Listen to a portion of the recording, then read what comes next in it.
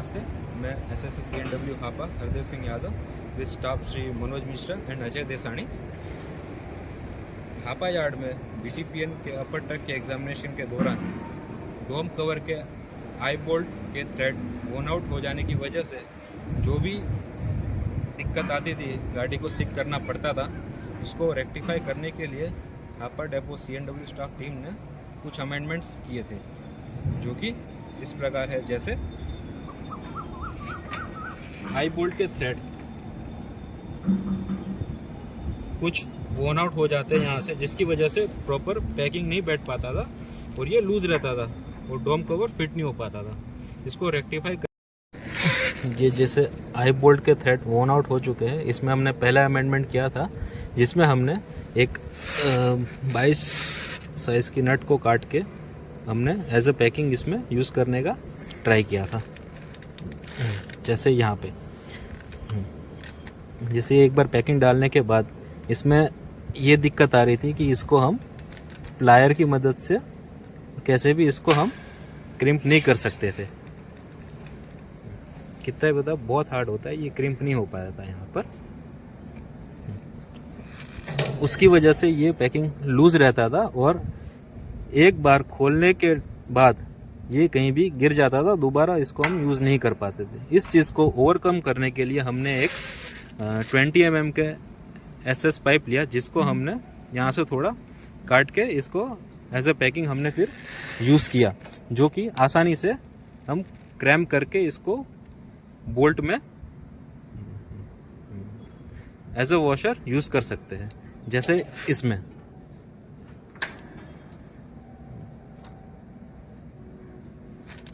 हम वॉशर लगाने के बाद हम इसको लॉक कर देंगे प्लायर की मदद से।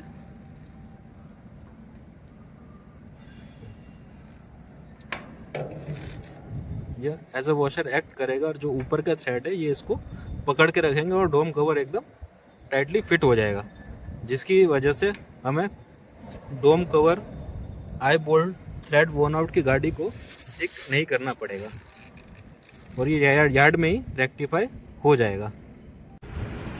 वो दो चीज़ को ओवरकम करने के लिए हमने एक तीसरा अमेंडमेंट किया है, जिसमें जिस आई बोल्ट में जिसके सारे थ्रेड वोन आउट है, जिसमें पैकिंग भी नहीं लग सकता है, उसको ओवरकम करने के लिए हमने एक तीसरा अमेंडमेंट किया है, जिसके लिए हमें कुछ चीज़ों की ज़रूरत पड़ेगी। जैसे कि adjustable spanner, no sparking hammer, file, die, thread die, plier, file, SS clamp, nuts और एक पैकिंग वॉशर। जिस आई बोल्ट के थ्रेड पूरी तरीके से वोन आउट है, उसको हम कैसे रेक्टिफाई करेंगे, चलिए देखते हैं। सबसे पहले फाइल के ऊपर थोड़ा ऑयलिंग करके इस वॉशर को कट करेंगे। उसके पहले यहाँ पर साइड में थोड़ा पैकिंग डालेंगे, जिसकी वजह से ये आई बोल्ट का मूवमेंट रिस्ट्रिक्ट हो जाए और फाइल करने में हमको आसानी रहे, जिससे ये पूरा रिजिड हो जाएगा और फाइलिंग करते टाइम इसका मूवमेंट नहीं होगा, जिससे अच्छी तरीके से इसके वॉशर कट हो जाएंगे।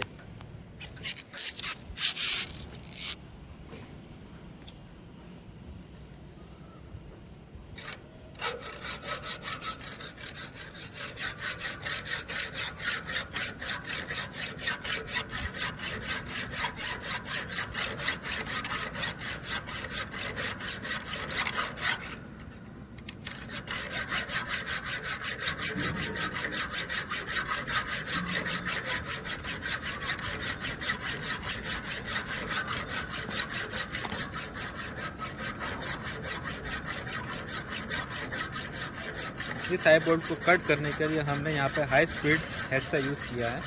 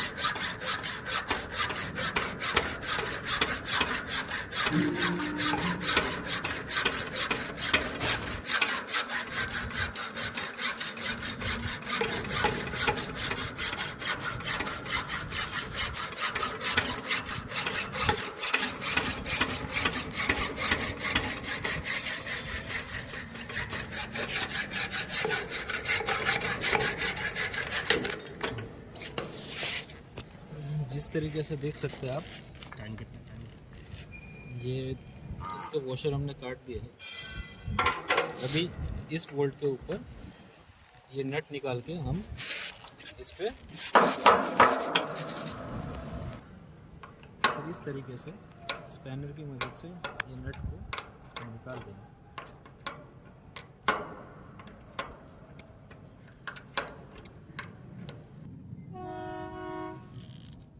ये इस तरीके से हो जाएगा। अभी इसके ऊपर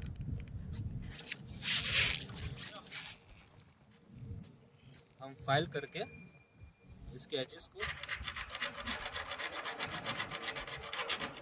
स्मूथ कर देंगे, जिसकी वजह से हम आसानी से डाई बिठा के उसके ऊपर हम थ्रेडिंग कर सकेंगे।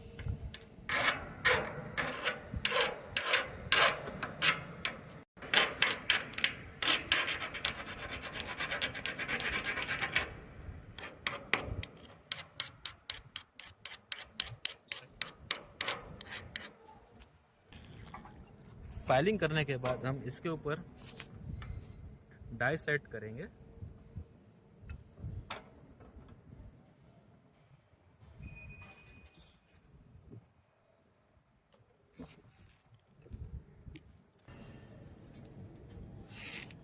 इस तरह से डाई सेट करके हम इस पर थ्रेडिंग करेंगे।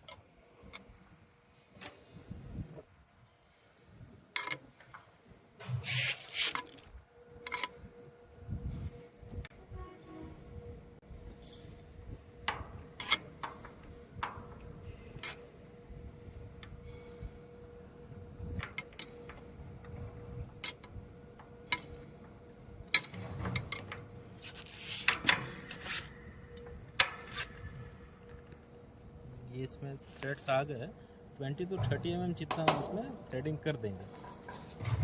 अभी इसके बाद अभी ये थ्रेडिंग करने के बाद जिसमें 20-30 mm थ्रेडिंग किया है, उसके बाद हम डोम का कवर बंद करेंगे।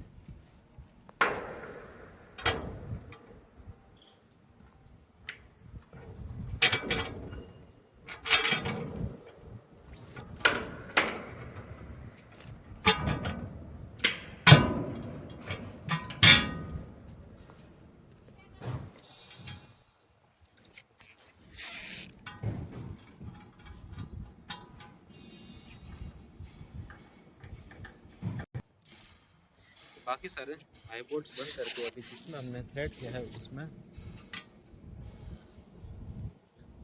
हाइट के हिसाब से वॉशर डालने के बाद एक नई नट प्रोवाइड कर देंगे।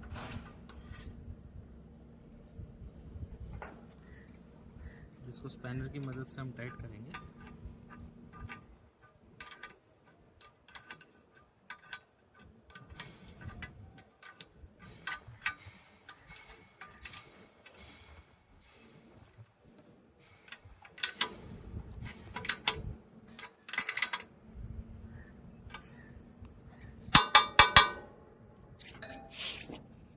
एकदम टाइट हो चुका है।